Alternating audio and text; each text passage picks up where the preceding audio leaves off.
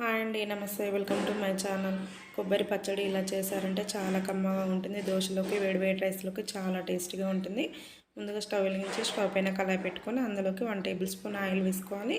ఒక 3-4 పచ్చిమిర్చిని ఇలా మధ్యలోకి తుంచుకొని వేసుకోవాలి. మనకి స్పైసీ తగ్గట్టు ఒక 1 టేబుల్ స్పూన్ జీలకర్ర వేసుకోవాలి. ఒక 4-5 వెల్లుల్లి రెబ్బలు పైన పొట్టును తీసేసి ఈ విధంగా వేసుకొని వీటిని లైట్గా ఈ విధంగా మంటను లో టు మీడియం ఫ్లేమ్లో పెట్టుకొని ఫ్రై చేసుకోవాలి.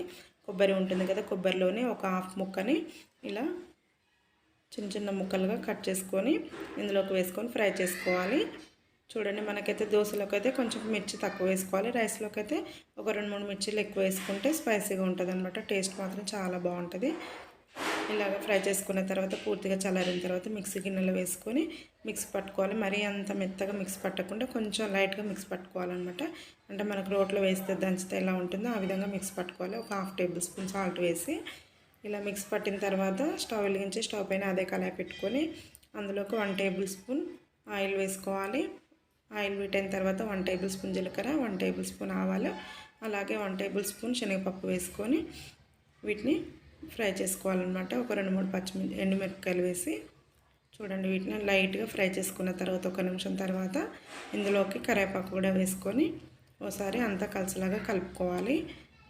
చూడండి, ఇలా ఫ్రై చేసుకున్న తర్వాత మనం మిక్స్ పట్టుకున్న పచ్చడిని ఇందులోకి వేసుకోవాలి. చూడండి, ఈ విధంగా మిక్స్ పట్టుకుంటే టేస్ట్ మాత్రం చాలా బాగుంటుంది. ఇలా ఒక 2 నిమిషాల పాటు ఆయిల్లో ఈ విధంగా పోపులో అంతా బాగా కలిసిలాగా ఈ విధంగా కలుపుకుంటూ, మీకు కొంచెం సాఫ్ట్గా కావాలనుకుంటే మిక్స్ పట్టేటప్పుడు కొద్దిగా వాటర్ వేసి మిక్స్ పట్టుకోవచ్చు. లేదంటే ఇలా కొద్దిగా పొడి పొడిగా కావాలనుకుంటే ఈ విధంగా మిక్స్ పట్టి ఇలా ఆయిల్లో ఒక 2 నిమిషాల పాటు ఇలా ఫ్రై చేసుకుంటే చాలా బాగుంటుంది. చూసారు కదా ఎంత సింపుల్గా రెడీ చేసుకోవచ్చో కొబ్బరి పచ్చడి. ఈ పచ్చడి వేడి వేడి రైస్లోకి ఇలాగా పచ్చడి చేసుకొని తిన్నారంటే అసలు చాలా బాగుంటుంది. మీరు ఎన్నో రకాల వంటలు చేసే ఉంటారు, తినే ఉంటారు, కానీ ఈ రకమైన వంటను ఒక్కసారి చేసి తిన్నారంటే అస్సలు మర్చిపోరు. వేడివేడి అన్నంలోకి కాస్త నెయ్యి వేసుకొని తిన్నారంటే ఆ రుచి మాత్రం చాలా అద్భుతంగా ఉంటుంది.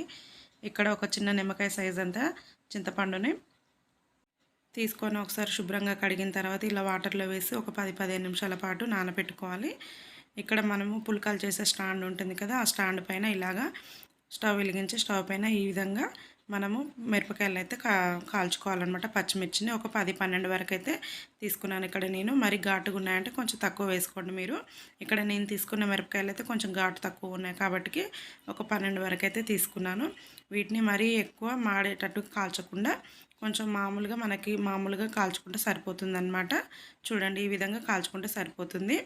మనం కాల్చుకున్న పచ్చిమిర్చిని ఇలా మిక్సీ గిన్నెలో వేసుకోవాలి. అలాగే నానబెట్టుకున్న చింతపండును కూడా గింజలు ఏమి లేకుండా తీసేసుకొని ఇలాగా మిక్సీ గిన్నెలో వేసుకున్నాక ఒక 5-6 వెల్లుల్లి రెబ్బలు పొట్టు తీసేసి వేసుకోవాలి. ఒక 1 టేబుల్ స్పూన్ జీలకర్ర వేసుకోవాలి. రుచికి సరిపడా సాల్ట్ని వేసి ఈ విధంగా మిక్సీ పట్టాలి. ఒక్కసారి తిప్పితే సరిపోతుంది.